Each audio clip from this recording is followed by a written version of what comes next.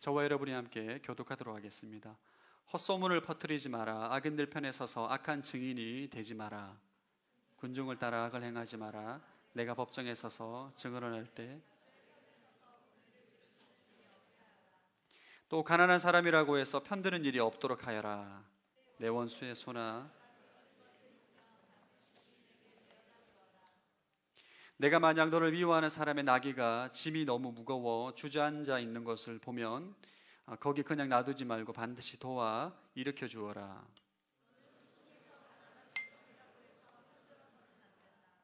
거짓된 일에 휘말리지 말고 죄 없는 의인들을 죽이지 마라. 나는 악인을 의롭다고 하지 않기 때문이다.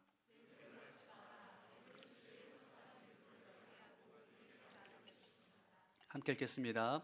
이방 사람을 억압하지 마라. 너희도 이집트 땅에서 이방 사람이었으니 이방 사람의 마음을 잘 알 것이다. 아멘. 우리 시간 한번 기도하고 주의 말씀을 듣기를 원합니다. 여러분, 한 주간 살았던 삶에 있어서 생각으로 마음으로 입술로 모든 지었던 죄들을 주님 이 시간에 회개하며 나아갑니다. 예수 그리스도의 보혈로 나의 마음과 심령과 생각을 씻어주셔서 정결케 되게 하여 주시옵소서. 주의 말씀을 들을 수 있는 길을 열어주시옵시고 주의 말씀에 씨앗이 떨어지는 마음밭이 기경되어지는 역사가 있게 하여 주옵소서. 정결케 하여 주옵소서. 깨끗게 하여 주옵소서. 함께 회개하며 기도하겠습니다. 하나님 아버지, 감사함을 드립니다. 이 시간 한 주간 살았던 삶 가운데 지었던 나의 모든 생각 가운데 지었던 죄들, 마음 가운데 지었던 죄들, 입술 가운데 지었던 죄들을 예수 그리스도의 보혈을 의지하여 주님 회개하며 기도하며 나아갑니다. 예수 그리스도의 보혈을 통하여서 우리의 생각과 마음과 심령을 깨끗게 하여 주옵시고 정결케 하여 주옵시고 주의 말씀을 들을 수 있는 마음의 길을 열어 주시옵소서. 우리 심령을 정결케 하시고 기경하여 주셔서 주의 말씀이 떨어졌을 때 30배, 60배, 100배의 열매가 맺혀질 수 있도록 주님 축복하여 주시옵소서. 주의 보혈로 말미암아 우리가 온전히 깨끗게 되는 줄로 믿습니다. 사랑하는 예수님, 이 시간 주의 보혈에 의지하여 기도합니다. 한 주간 살면서 지었던 모든 죄악들, 생각으로 지었던 죄들, 마음으로 지었던 죄들, 입술로 지었던 죄들, 눈으로 지었던 모든 죄들, 이 시간 예수 그리스도의 보혈로 우리를 씻어 주시옵소서. 덮어 주시옵소서. 깨끗게 하시고 정결케 하시고 거룩한 심령이 되게 하여 주옵소서. 말씀을 들을 수 있는 길을 열어 주옵소서. 감사드리오며 살아계신 예수 그리스도 이름으로 기도합니다. 아멘. 할렐루야. 말씀 충만하십시오. 성령 충만하시기 바랍니다. 옆 사람에게 성령 충만하십시오 하면 축복하겠습니다. 그리고 한마디 더, 봄이 왔습니다 하면 축복하겠습니다. 여러분의 복장을 보니까 봄이 온 것 같습니다. 얼굴을 보니까 미소에 아주 아름다운 봄이 온 것 같습니다. 탈무드에 이런 얘기가 있습니다. 어떤 사람이 길을 가다가 사람들이 많이 모여 있는 거예요. 그래서 무슨 일인가 찾아보니까 간판에 이런 글씨가 적혀 있는 것입니다. 성공하는 삶의 비결을 알려주겠습니다. 성공하고 싶죠, 사람들이. 그래서 그 사람이 다가가서 성공하는 삶의 비결이 뭐냐 물어보니까 돈을 내라는 거예요. 그래서 돈을 내고 어떻게 하면 성공할 수 있을까 물어보니까 돈을 받은 사람이 귓속말로 조용히 이렇게 말했다고 합니다. 말 조심해. 그게 끝이었다고 합니다. 이렇게 탈무드에 나오는 이야기입니다. 이 이야기는 우리에게 무엇을 교훈하고 있는 것일까요? 말이 중요하다는 거죠. 우리가 이 땅에 살아가는데 수많은 말들을 하는데 그 말이 우리 인생에 굉장한 영향력을 주기 때문에 말을 조심하면 성공할 수 있다는 것을 교훈해주고 있습니다. 사람들과의 관계에서 여러분이 이 땅에서 사회생활하면서 이 말이 너무 중요합니다. 인간은 더불어 살아가는 공동체이고 사람들과의 관계 가운데 살아가는 존재이기 때문에 말을 안 할 수가 없어요. 말이 굉장히 중요합니다. 말이 얼마나 중요한지 말에 관련된 속담을 찾아보니까 100가지 정도가 되더라고요. 그 중에 우리가 잘 알고 있는 발 없는 말이 천리 간다, 말 한마디로 청량 빚을 갚는다, 침묵이 금이다, 이런 말들이 있죠. 오늘 읽은 본문은 10계명의 제9계명 거짓 증거하지 말라의 세부규칙입니다. 10계명 가운데 9번째 계명이 이웃에 대하여 거짓 증거하지 마라, 거짓말하지 말라. 이 말씀이 우리 삶 가운데 실제적으로 어떻게 적용되는지, 어떻게 우리가 실제 삶에서 실천해야 되는지를 오늘 본문을 통해서 우리에게 가르쳐주고 있습니다. 오늘 본문에 나오는 거짓 증언은 크게 두 가지로 구분해서 설명할 수가 있습니다. 첫 번째가 우리 헛소문을 퍼뜨리지 말라. 1절 말씀 한번 읽어보겠습니다. 1절 시작.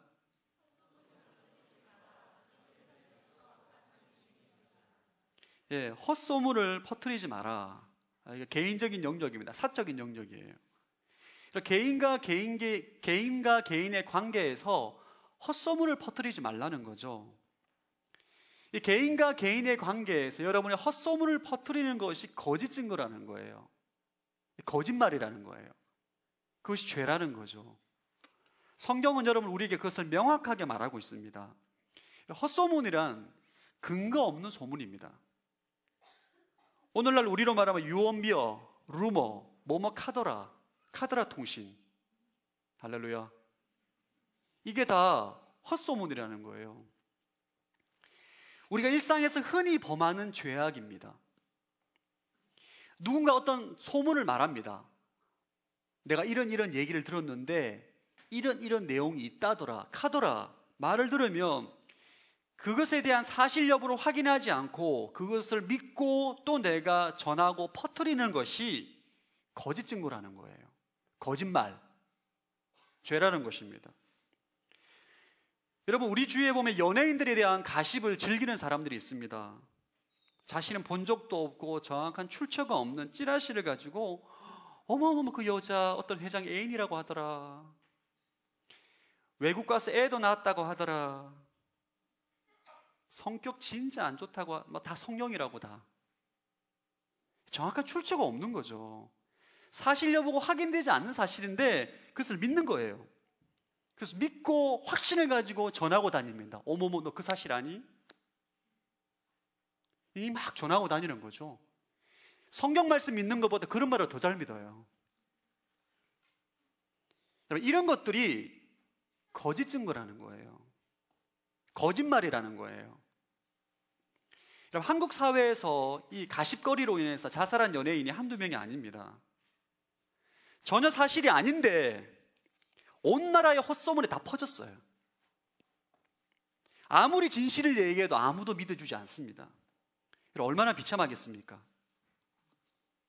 모든 국민이 잘못된 사실을 믿고 있기 때문에 결국은 죽음을 선택하는 거죠. 도망갈 곳이 없기 때문인 거죠. 여러분, 누가 이런 사람을 죽음으로 몰게 했을까요? 헛소문을 믿고 헛소문을 퍼뜨린 사람이 다 동참한 것입니다. 이것은 심각한 죄라는 것을 성경은 우리에게 지금 말하고 있는 거예요. 교회 안에서 이런 헛소문 때문에 상처받는 사람들이 많습니다. 본인이 확인한 사실이 아니에요. 들었을 뿐이에요. 어머 너 그 사실 들었니? 아, 그 형제 완전 바람둥이라고. A 자매한테 대시하고 B 자매한테 대시하고 C 자매한테 대시했다고. 어쩜 그럴 수가 있냐고 막. 짐승이라고 막. 아니, 본인이 본 것도 아니야. 뭐뭐 카더라 라는 소식만 들었어요. 어머 내 그럴 줄 알았다. 기생 오라베 같이 생겼다고 막. 내 그럴 줄 알았다고. 사실 여부를 떠나가지고 그 한마디를 듣고 그냥 정죄하고 판단하고 인간 쓰레기로 만들어버리는 거죠. 가는 곳곳마다 온 동네 이것이 복음이 마냥 전하고 다닙니다. 너 그거 들었니? 그리고 꼭 마지막 이런 말 해요. 내가 걱정이 돼서 이런 말 하는 거야. 그리고 마지막에 약간 죄책감이 들거든요. 우리 이것 듣고 기도하자. 그리고 누가 누구를 만난다더라. 나 극장에서 영화 보는 거 봤다. 엄청 얘기합니다. 엄청. 여러분, 청년부에서 형제가 자매가 만나는 거 당연한 거죠. 할렐루야. 어디서 만납니까? 나이트클럽에서 만나겠어요? 청년부에서 만나겠어요? 여러분, 이 사실 여부를 떠나서 뭐뭐 카더라, 사실 여부에 확인되지 않은 소문을 듣고 믿고 전하고 말하고 다니는 것은 굉장히 많은 사람들에게 피해를 주는 거짓말입니다. 이게 죄라는 거예요. 이것이 우리 교회 안에 굉장히 만연되어 있습니다. 여러분, 이것이 죄라는 것을 기억해야 돼요. 여러분, 말이 퍼지면 두 가지 현상이 나타납니다. 첫 번째는 확대됩니다. 두 번째, 왜곡이 돼요. 이게 소문의 특징입니다. 처음에는 정확한 사실이 소문으로 확대되다가 이게 확대가 되고 왜곡이 되어서, 야, 누구누구 밥 먹다가 결혼한다까지 소문이 퍼지는 거예요.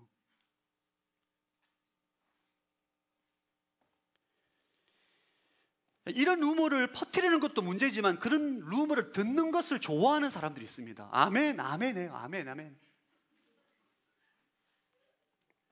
헛소문을 퍼뜨리는 것도 문제지만 그것을 듣기를 좋아하는 것이 더 문제가 된다는 거예요. 좋아하니까 계속 말을 하는 거죠. 여러분, 이렇게 루머를 말하고 전하고 듣기를 좋아하는 것은 심리학적으로 볼 때 남의 실패를 즐기는 마음이에요. 여러분, 가십거리는 좋은 내용이 나오지 않습니다.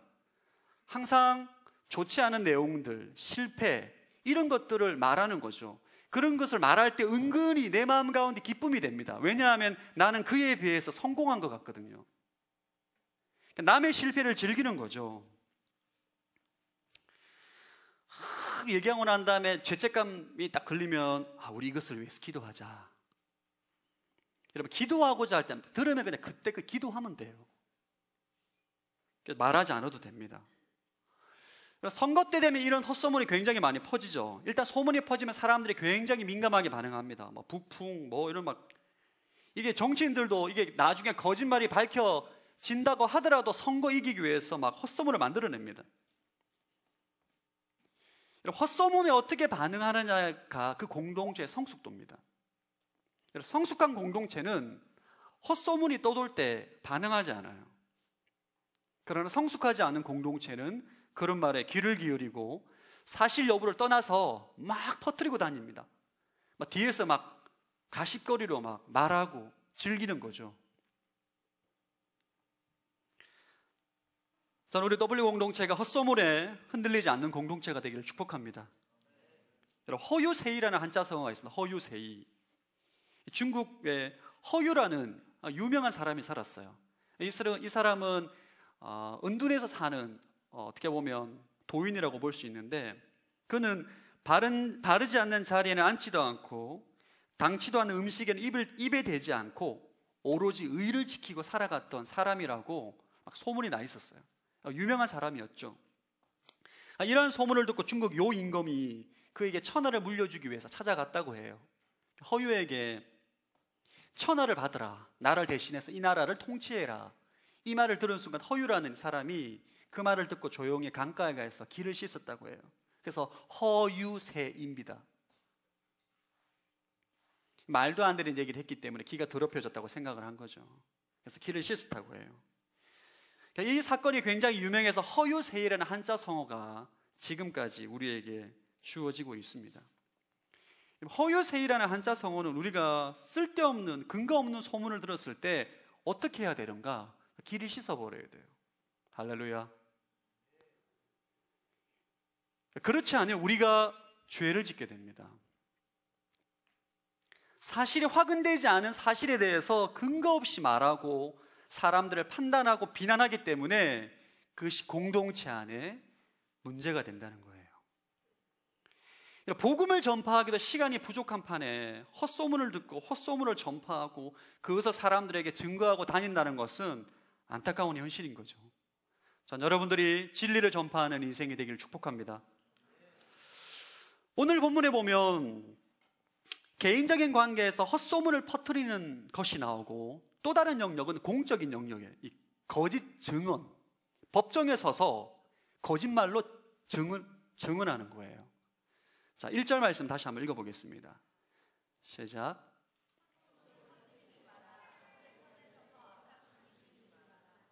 개인적으로 헛소문을 퍼뜨리고 그것을 믿고 말하고 다니지 말고, 두 번째는 악인들의 편에 서서 악한 증인이 되지 마라. 법정에서. 법정에 증인이 되었어요. 증인이 되었는데 진실을 말하는 것이 아니라 거짓말을 하는 거죠. 그런 거짓 증인이 되지 말라는 거예요. 이것을 우리에게 우리가 사실 평생의 법정의 증인으로 서는 경우가 흔치 않습니다. 이 말씀 우리에게 적용하면 거짓말을 알고 있음에도 불구하고 일부러 거짓말하지 말라는 거예요. 헛소문을 퍼뜨리는 것은 이게 사실인지 아닌지 모르고 그냥 전하는 거예요. 그냥 퍼뜨리고 다니는 거죠. 근데 오늘 이 악한 증인이 되지 말라는 건 이게 거짓말이라는 것을 알아요. 이게 사실이 아니라는 걸 안다고요. 그럼에도 불구하고 거짓말을 하는 것이 바로 위증, 거짓 증인이라는 것입니다. 오늘 성경에는 우리가 거짓 증인, 위증을 하는, 거짓말하는 세 가지 이유가 나와요. 여러 가지 많은 이유가 있겠지만 오늘 성경에는 세 가지 이유 때문에 거짓말을 한다는 것을 우리에게 가르치고 있습니다. 첫 번째는 뭐냐면 대중 여론입니다. 자, 2절 말씀 한번 읽어보겠습니다. 2절 시작. 군중을 따라 악을 행하지 마라. 내가 법정에 서서 증언을 할 때 다수의 편에 서서 공의를 그르치는 일이 없게 하여라. 예, 군중을 따라 악을 행하지 마라. 대중 여론에 의해서 거짓말하지 말라는 거예요. 여러분, 사람들이 대중의 여론이 거짓말을 사실인 마냥 믿고 있을 때 혼자 용감하게 그건 거짓말이다, 사실이 아니다라고 용감하게 말할 수 있기가 쉽지 않습니다. 용기가 필요해요. 우리 공동체 모든 사람들이 다 사실이라고 믿고 있는 것이 거짓말이라고 했을 때 그것이 그 진짜가 아니라고 밝히는 것은 용기와 수많은 또 조롱과 비난을 각오해야 됩니다. 민주주의 사회에서 이 다수결의 원칙이 있죠. 민주주의 사회에서는 이 많은 사람들이 원하는 것을 따라가는 다수결의 원칙이라는 것이 있습니다. 그런데 다수결의 원칙에는 여러분 전제가 있어요. 전제. 뭐냐 하면 등가적인 것입니다. 등가적. 가치가 동일할 때 다수결로 정하는 거예요. 예를 들면 이런 거죠. 오늘 저녁 때 중식을 먹을 것인가 일식을 먹을 것인가 뭘 선택해도 상관없습니다. 가치가 동일해요. 그럴 땐 다수결로 중식을 먹는 것을 선택하면 됩니다. 그러나 가치가 다른 거, 진짜냐 가짜냐를 갖다가 구분할 때는 다수결로 할 수 없는 거예요. 예수님이 십자가에 돌아가실 때 만장일치로 예수님을 십자가에 못 박아 죽이기로 결정했어요. 이런 다수결은 잘못된 거예요. 그러니까 우리가 이 땅에 여러분이 사회생활할 때 여론을 인해서 거짓말을 묵인할 수가 있어요. 그냥 따라가는 거죠. 그냥 동참하는 거죠. 피곤하니까. 이런 것들을 하지 말라는 거예요. 주님께서는. 하나님 백성들은 대중에 따라 숫자에 의해서 거짓말을 따라가지 말라는 거예요. 이전에 한때 대한민국 강타했던 하홍석 박사 사건을 알 겁니다. 배아줄기 세포로 인해서 온 세계가 난리였죠. 아마 기억하실 것입니다. 그때 PD수첩에서 이 배아줄기가 가짜이다, 가짜인 것 같다 라고 의심을 했어요. 여러분 그때 기억하십니까? 온 국민이 PD수첩을 비난하고 조롱하고 매국노다, 국익에 반하는 방송이다, MBC 방송 시청을 금하자, 이런 엄청난 여론이 있었습니다. 그럼에도 불구하고 PD수첩에 있는 그쪽의 방송인들은 위협을 무릅쓰고 진실을 밝힌 거죠. 거짓말을 밝힌 것입니다. 하나님의 사람이 어떻게 살아가야 되는가, 이 땅에 여론에 휩쓰지 말라는 거예요. 여러분의 직장 동료들과 여러분의 관계하는 친구들의 여론에 휩쓸리지 말라는 거예요. 진실을 말하는 거예요. 진실을. 이것이 이 땅 가운데 소금으로 살아가는 우리의 태도인 줄로 믿습니다. 두 번째는 어떤 이유로 거짓말을 하게 되는가? 감정입니다. 감정. 우리 3절 말씀 한번 읽어보겠습니다. 3절 시작. 재판을 할 때 가난한 사람이라고 해서 편들지 마라. 여러분, 사람은 가난한 사람들을 보면 동정심을 가지게 됩니다. 돕고 싶고 그들에게 편들고 싶은 거죠. 여러분, 가난하다고 해서 다 착한 게 아니에요. 가난하다고 해서 다 정직하지 않습니다. 부자라고 해서 다 나쁘지 않고 부자라고 해서 다 거짓말하는 것이 아니에요. 일단 우리나라에는 기본 정서상 부자에 대한 좋지 않은 정서를 가지고 있습니다. 이런 감정으로 인해서 진실을 왜곡하면 안 된다는 거예요. 자, 인도네시아 아울리치를 갔는데 인도네시아는 특이한 점을 발견해요. 교통사고가 나면 무조건 부자가 변상하는 제도를 가지고 있더라고요. 저는 좋겠더라고요. 무조건 부자가 변상을 하는 걸로. 그리고 심지어는 시골 같은 데 너무 좋은 차를 몰고 가면 아무 이유 없이 그 차를 다 부순다고 합니다. 그 적개심 때문에. 이런 감정적인 문제로 거짓말하지 말라는 거예요. 자, 또 다른 감정적인 문제가 나옵니다. 4절과 5절 한번 읽어보겠습니다. 4절과 5절 시작. 내 원수의 소나 나귀가 길 잃은 것을 보면 반드시 주인에게 데려다 주어라. 내가 만약 너를 미워하는 사람의 나귀가 짐이 너무 무거워 주저앉아 있는 것을 보면 거기 그냥 놔두지 말고 반드시 도와 일으켜 주어라. 원수로 인해서 원수에 대한 미운 마음이 들 때 소나 나귀에 대해서 그냥 방치하는 거죠. 원수로 인한 미운 감정으로 인해서 그 사람에 대해서 외면하거나 거짓말을 하거나 정직하지 않는 행동을 하지 말라는 거예요. 우리는 때로는 감정으로 인해서 진실을 외면할 때가 있습니다. 이게 사실이 아니에요.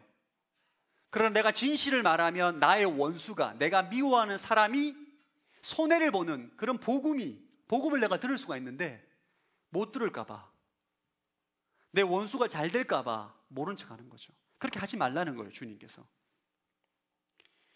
여러분, 다윗은 사울을 죽일 수 있는 기회가 있었습니다. 원수를 죽일 수 있는 기회가 있었어요. 부하들이 하나님께서 원수를 죽일 수 있는 기회를 주셨다 조언을 하지만 다윗은 물론 죽이고 싶겠죠. 당장 사울을 내 눈앞에서 제거하고 싶지만 감정에 의해서 진리를 왜곡시키지 않습니다. 아니다, 하나님의 기름 부음 받은 사람을 어떻게 하면 그것은 죄다, 진리를 딱 선포하고 진리의 말씀에 순종합니다. 저를 따라합시다. 진실이 감정보다 우선이다. 사람은 감정에 따라 진실과 진리를 왜곡할 때가 많이 있습니다. 맞다는 걸 알고 있어요. 근데 내 감정이 받아들이기 어려운 거죠. 세 번째, 우리가 언제 거짓말을 하는가? 돈 때문에, 이익 때문에 거짓말을 합니다. 8절 한번 읽어보겠습니다. 8절 시작. 뇌물을 받지 마라. 뇌물은 지혜로운 사람의 눈을 멀게 하고 의인의 말을 왜곡시킨다. 뇌물을 받지 말라는, 뇌물은 지혜로운 사람의 눈을 멀게 하고 의인의 말을 왜곡시킨다는 거예요. 사람은 돈 때문에 거짓말합니다. 오늘날 수많은 사람들은 돈 때문에 거짓말해요. 그러니까 자신의 이익을 위해서 거짓말을 합니다. 이 땅에 엄청난 많은 사람들이 거짓말을 하죠. 왜? 이익 때문에, 손해보기 싫어서. 하나님께서 우리에게 그러지 말라는 거예요, 여러분. 너 이익 때문에, 돈 때문에 거짓말하지 말라는 거예요. 뇌물 받지 말라는 거예요. 저는 뇌물의 힘을 경험해 본 적이 있습니다. 뇌물에 엄청난 힘이 있어요. 제가 군대를 제대하고 난 다음에 복학하기 얼마 전에 선거철이 있었어요. 정확히 어떤 선거인지 모르겠지만 선거철이 있었습니다. 그때 저희 동네에 선거에 출마하신 분이 사람들을 불러 모아서 일식 초밥을 대접한 적이 있습니다. 그런 걸 먹으면 안 되는데 제 마음에 그런 마음이 있었어요. 불법을 행하는 자야, 네가 돈을 쓰는구나. 나는 너의 밥을 먹고 너를 안 찍어주겠다. 그런 마음을 제가 가졌어요. 그래서 할렐루야, 내가 복수를 하겠다. 그래서 초밥을 갖다가 친구들이랑 같이 맛있게 막 2그릇 3그릇 먹고 친구들한테 이 사람 절대 찍지 말자 다짐을 하고 그 다음날 선거장에 갔어요. 그래서 도장을 딱 찍고 딱 찍으려고 하는데 손이, 영민 어제 밥 얻어먹었잖아, 안 돼, 복수해야 돼. 아니, 얻어먹었잖아, 복수해야지, 얻어먹었잖아. 결국 그 사람 찍었어요. 와, 제가 정말 놀라운 경험을 했습니다. 뇌물에는 힘이 있어요. 여러분, 밥 한 끼 얻어먹었는데 이 정도 힘이면 수천만 원, 매덕, 수백억이 건너지면 엄청난 파워를 발휘하는 거예요. 뇌물에는, 따라서 뇌물에는 영적인 힘이 있다. 성경은 뇌물을 받지 말라는 말을 굉장히 많이 합니다. 사람의 눈을 멀게 하고 의인의 말을 왜곡시킨다는 거예요. 눈앞에 있는 이익 때문에 사람은 거짓말하게 돼 있어요. 이익을 추구하다 보면. 오늘 본문에 보면 세 가지 중요한 거짓말하는 이유에 대해서 말합니다. 대중의 여론, 또 뭐라고 했죠? 감정, 또 돈, 이익 때문에 거짓말한다고 돼 있어요. 이것은 사실 표면적인 이유고 배후에 영적인 문제가 있습니다. 우리가 반드시 기억해야 되는 사실은 여러분, 모든 거짓말의 배후에는 마귀의 조정이 있습니다. 우리가 말하는 모든 거짓말의 배후에는 마귀가 역사한다는 사실을 기억해야 돼요. 여러분의 눈에 보기에는 외적인 거짓말, 그냥 단순한 거짓말, 남을 속이는 것처럼 보이지만 그 배후에는 거짓의 합이, 마귀가 역사한다는 사실을 반드시 기억하셔야 됩니다. 요한복음 8장 44절 한번 읽어보겠습니다. 시작. 너희는 너희 아버지 마귀에게 속해 있고 너희는 너희 아버지가 원하는 것을 하고자 한다. 그는 처음부터 살인자였다. 또 그 안에 진리가 없기 때문에 진리 안에 서지 못한다. 그는 거짓말을 할 때마다 자기 본성을 드러낸다. 이는 그가 거짓말쟁이이며 거짓의 아버지이기 때문입니다. 그러니까 거짓의 아버지, 거짓말의 원조, 신당동 떡볶이 원조처럼, 할렐루야, 좋아합니다. 신당동 떡볶이. 거짓말의 원조, 누가 처음 거짓말했냐는 거예요. 누가? 이 세상에서 누가 가장 먼저 거짓말했냐는 거예요. 마귀라는 거예요. 마귀. 거짓말의 원조, 거짓말의 아버지, 거짓말의 대부. 여러분이 거짓말을 할 때 배후에 마귀가 역사한다는 거예요. 이걸 기억해야 돼요. 거짓말은 굉장히 영적인 것입니다. 처음 거짓말할 때 양심이 찔립니다. 처음 거짓말할 때 양심이 찔려요. 근데 거짓말을 계속 하다 보면 더 이상 양심에 찔리지도 않고 죄책감도 없어지게 됩니다. 거짓말이 거짓말을 낳고 이 거짓말이 또 다른 거짓말을 낳고, 이런 일들은 그 배후에 마귀가 조종한다는 거예요. 저를 따라 불법이 있는 곳에 마귀가 합법적인 권한을 갖는다. 다시 이건 여러분 암기하셔야 돼요. 길어도 불법이 있는 곳에 마귀가 합법적인 권한을 갖는다. 하나님은 거짓말을 하지 말라고 해요. 이게 하나님 법이에요. 이 법을 어기는 불법이 있는 곳에는 마귀가 합법적인 권한을 갖습니다. 마귀가 합법적으로 역사할 수 있는 권한을 갖게 돼요. 여러분이 계속 거짓말을 하는 것은 마귀에게 여러분의 마음문을 열어주는 거예요. 내 마음을 다스리도록, 내 마음을 지배하도록. 여러분 주위에 사기꾼들을 보십시오. 거짓말해도 눈 하나 깜짝하지 않습니다. 전혀 부끄러워하지도 않아요. 여러분, 그런 인생은 그의 내면을 들어가 보면 본인은 거짓말을 원하지 않습니다. 그런데 거짓말이 종이 되었기 때문에 계속 거짓말하는, 거짓말. 본인은 거짓말을 그만하고 싶은데 거짓말의 종이 되었기 때문에 계속적으로 거짓말을 하는 거예요. 이게 성경에서 말하는 죄의 종입니다. 자, 로마서 6장 16절 한번 읽어보겠습니다. 시작. 여러분이 자신을 종으로 들여 누구에게든지 순종하면 여러분은 여러분이 순종하는 그 사람의 종이 되는 줄 알지 못합니까? 여러분은 죄의 종이 돼 죽음에 이르거나 아니면 순종의 종이 돼 의에 이릅니다. 여러분, 모든 거짓은 죄입니다. 작은 거짓말이든 큰 거짓말이든 하나님의 법을 어긴 것은 죄예요. 우리가 흔히 살인, 도둑, 강도, 폭력 이런 것들은 죄라고 인지하기 쉽지만 이 거짓말에 대해서는 죄라는 것을 잘 인지를 못하는 거예요. 오늘 하나님께서 우리에게 말씀을 통해서 말합니다. 헛소문을 퍼뜨리는 것, 가십거리를 즐기는 것, 여러분들이 거짓말하는 것 다 죄라는 것입니다. 거짓말을 하지 말라는 거예요.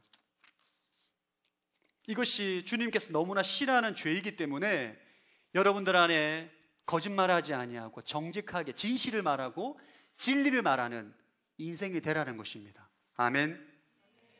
이런 삶이 세상의 빛과 소금의 역할을 하는 하나님의 사람입니다.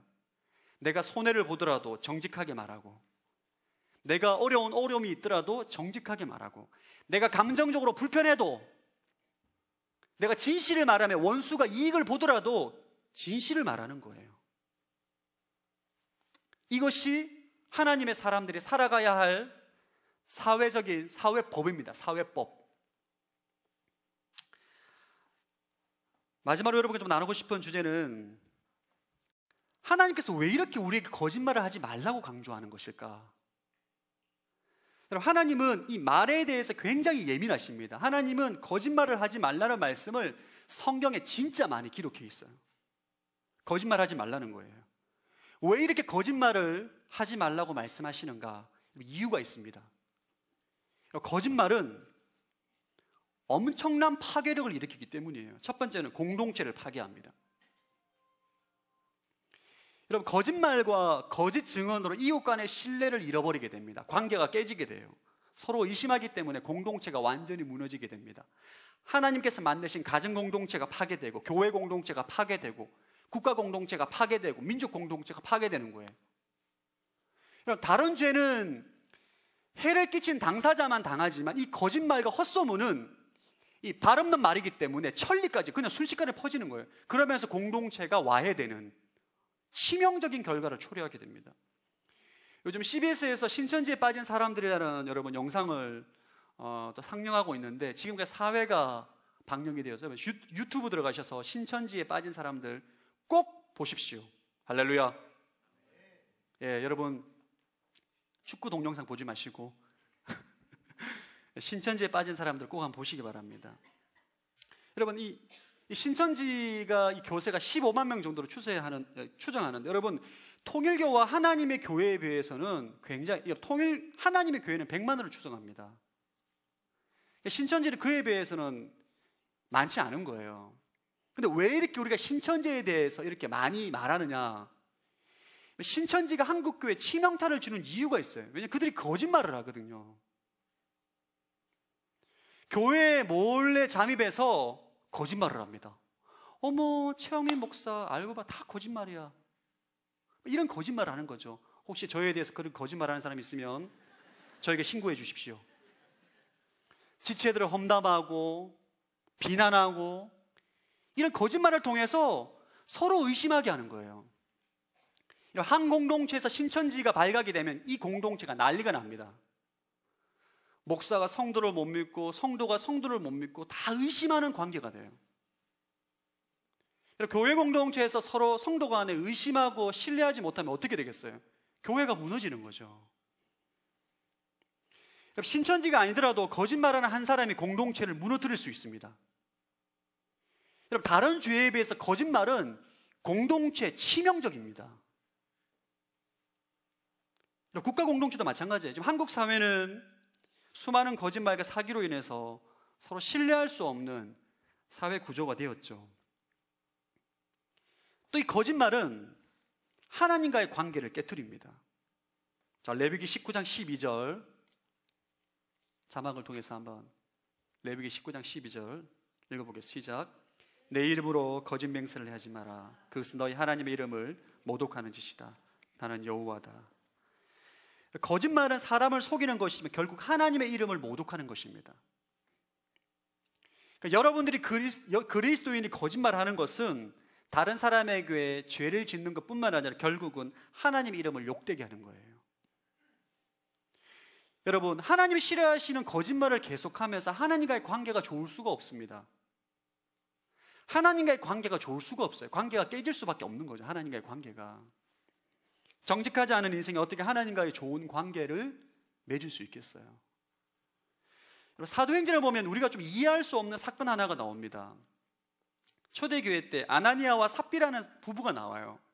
이 아나니아와 삽비라는 바나바가 여러분 전 재산을 교회에 헌납합니다.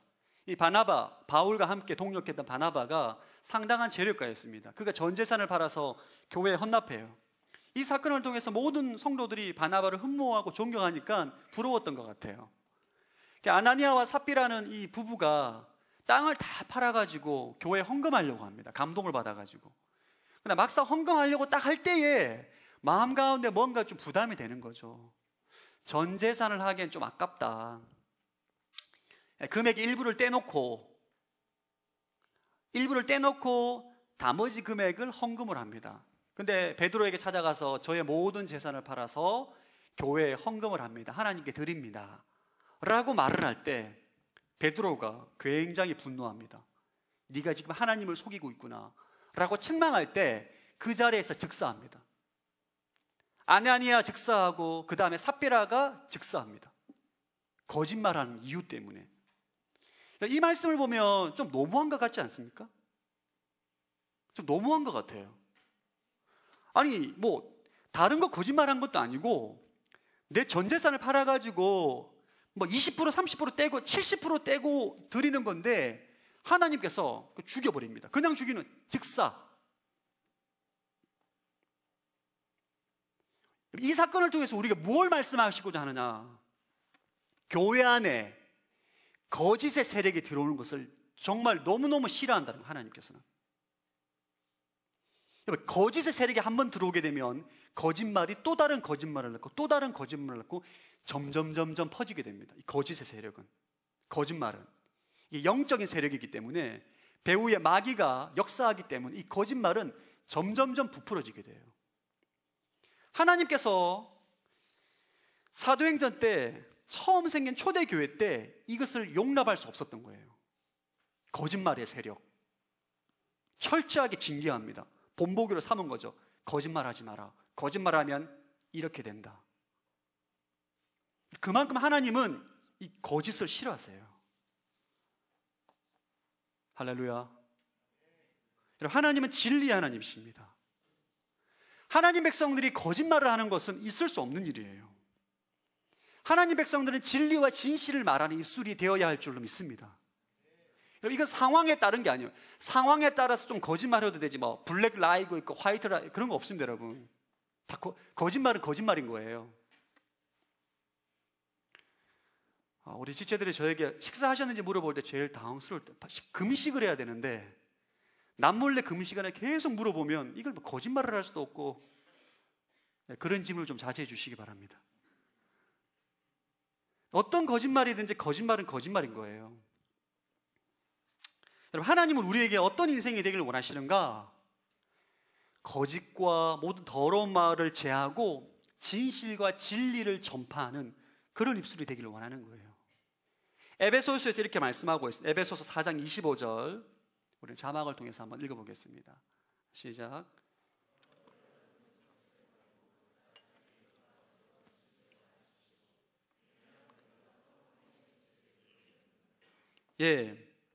하나님의 자녀가 된 우리들은 거짓을 버리고 거짓말을 버리고 헛소문을 퍼뜨리는 것을 버리고 진실을 말하는 입술이 되라는 거예요. 진실, 진리. 여러분, 거짓된 언어 습관은 하루아침에 바뀌기가 쉽지 않습니다. 여러분의 언어가 습관이 되어야 돼요.